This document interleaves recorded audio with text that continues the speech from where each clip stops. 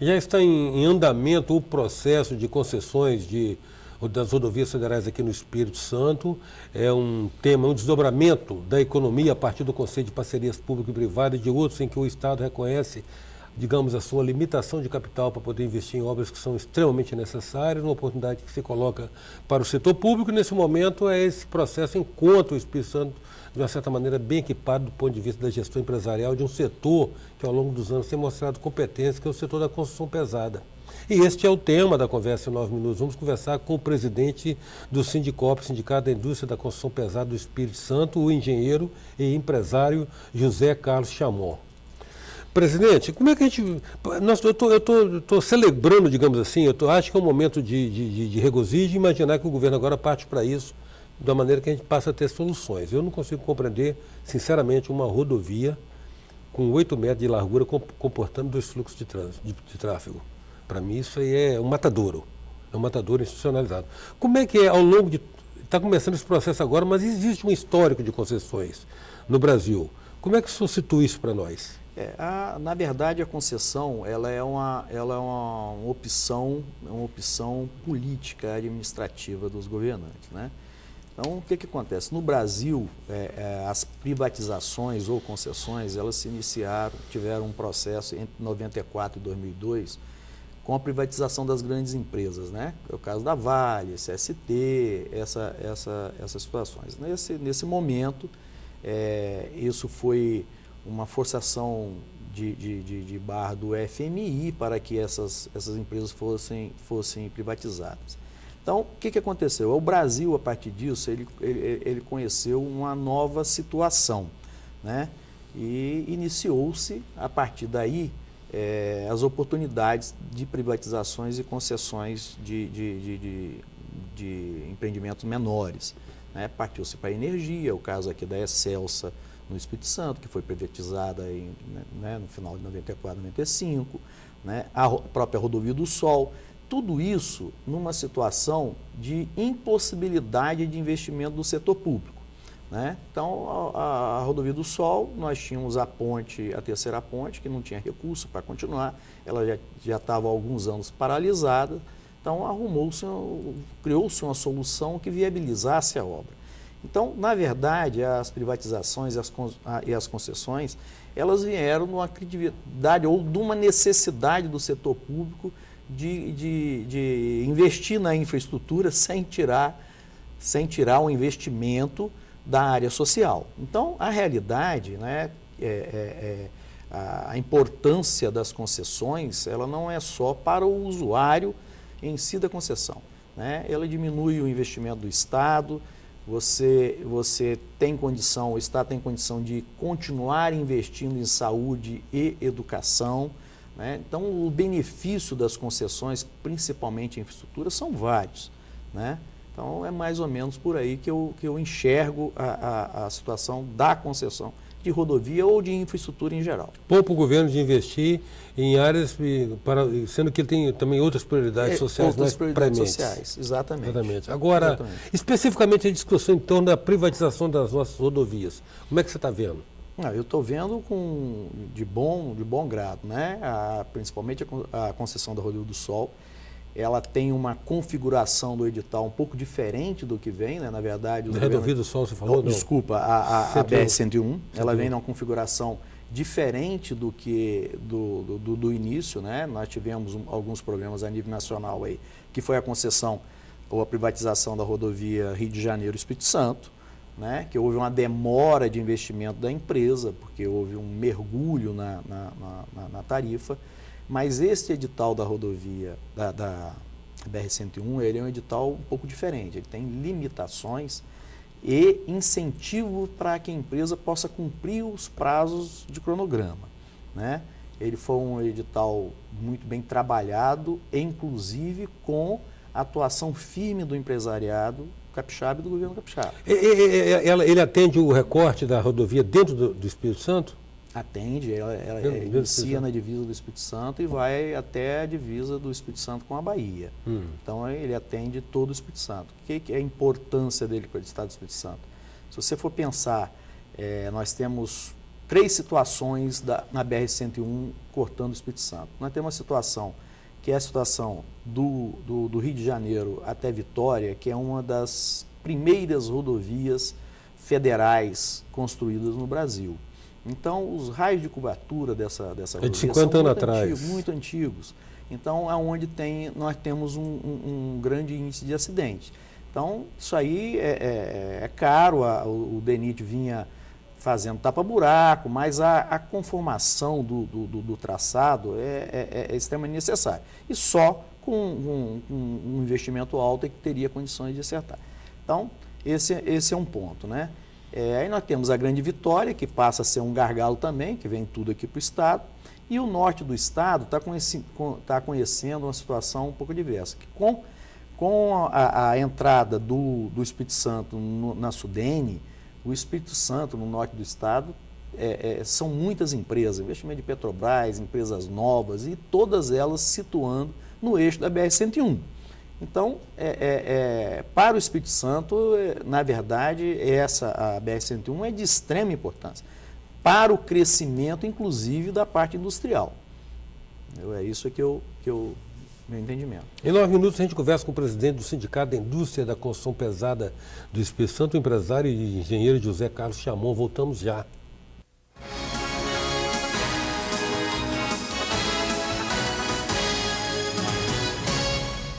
Voltamos com 9 minutos, que traz hoje o empresário e engenheiro, presidente do Sindicato da Indústria da Construção Pesada do Espírito Santo, José Carlos Chamon. Presidente, o senhor estava mencionando a respeito dessa situação específica da privatização da rodovia BR-101. Já temos prazo, já temos um cenário definido, já temos as condições de operacionalidade disso. O que o senhor tem mais de dados que o senhor pode nos trazer? Tem. Essa privatização, o contrato deve ser assinado agora em julho, né? E este contrato assinado, as empresas vencedoras, elas terão um ano, dentro de um cronograma, 12 meses, para implantar as recuperações emergenciais na rodovia. A partir daí é que elas têm o direito a cobrar o pedágio. Então, ela tem um limite. Se ela ultrapassar os 12 meses para executar as obras previstas, que estão previstas como meta, ela não pode cobrar o pedágio. Então, ela é penalizada no valor significativo de falta de faturamento. Então, esse pedágio só pode ser cobrado a partir dessa etapa, que são as intervenções emergenciais. Tapa-buraco, acostamentos, algumas terceiras faixas, né, bem definido. E do segundo ano até o quinto ano, né, aí você vem para intervenções mais pesadas, também determinado com metas bem definidas. Na verdade, o cidadão capixaba, apesar da privatização ou a duplicação estar prevista até 20 anos, né, 90% da rodovia ela terá que ser duplicada até o 10º ano. Então, em 10 anos, o capixaba vai conhecer uma outra BR-101, né? É uma outra situação. Para você ter ideia, a nível, existe uma crítica muito grande que se paga pedágio. Por que se paga pedágio? Porque é federal, teria que estar, e o usuário. Mas vamos fazer uma conta simples, né? Eu tenho uma rodovia com 500 quilômetros de distância, onde eu tenho um veículo que vai atravessar essa rodovia, que tem um consumo de 10 litros, 10 km por litro. Pois bem, um veículo, é sabido por todos que um veículo andando numa velocidade mais constante, sem desaceleração, aceleração constante, a economia é de no mínimo 20%. Então, se nós tivermos uma economia num veículo desse, se você fizer a continha simples, essa economia nos 500 quilômetros é superior ao custo do pedágio.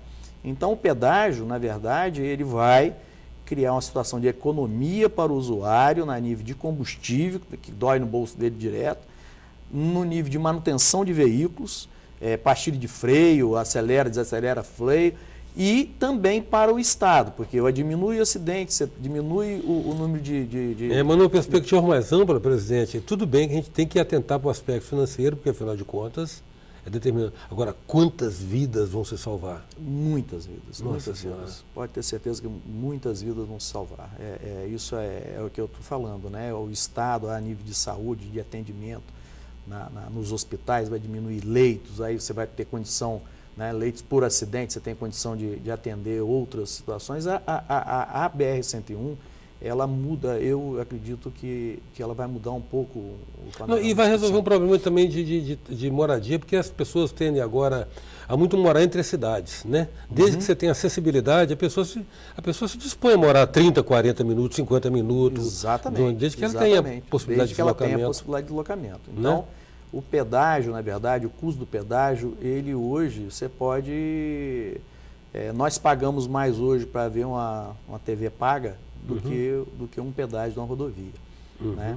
E ninguém reclama. É questão de cultura. Agora, vem cá, isso não tem nenhuma noticiazinha boazinha com relação ao outro eixo, não? A perpendicular? Que é a 262?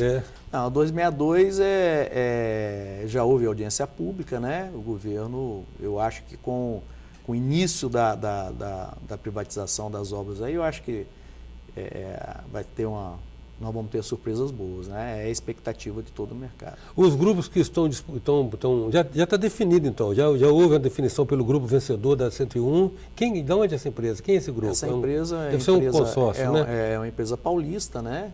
Que tem a Serra Almeida como acionista. Ela tem várias concessões no Brasil, acho que se eu não me engano são 5 concessões. Tem experiência e tem também o Grupo Capixaba que continua na briga, na verdade. Né? Porque a documentação para bater o martelo, para fechar, ainda não encerrou, ainda existe prazo de recurso. Entendeu? Então, e o valor muito próximo, né? O Grupo Capixaba ficou com um desconto muito próximo, né? Mostrou competência na elaboração da proposta, essa é a realidade. Então, mas deve definir nos próximos meses aí, ou 60 dias, o ganhador. Voltando a 262, você disse que ela está... existe um projeto, existe... Até a matéria Vitor Hugo, me parece, já tem alguma coisa definida. Alguma coisa de duplicação, né? Até Vitor Hugo. Na segunda etapa até a fronteira. Agora, esse processo, ele é um processo que não tem mais... Deixa eu fazer uma pergunta, presidente. A rodovia ela tem que ser necessariamente duplicada, porque o que eu acho, na verdade, que o grande problema é, de fato, 98% dos acidentes é causado por falha humana. A gente já sabe que o homem vai falhar, então. Então, a maneira de salvar a vida do homem é tirar a possibilidade da colisão. Você só tira a possibilidade da colisão com vias específicas. Agora, ela tem que ser necessariamente paralela ou você pode fazer uma via indo, outra voltando? Não, aí você tem não precisa fazer não tem necessidade de ser paralelo. O paralelo é porque você diminui custo, né? Na verdade, a situação da BR-101, o que acontece na BR-101? O DENIT, você tem a faixa de domínio do Estado, então você diminui o valor de indenização.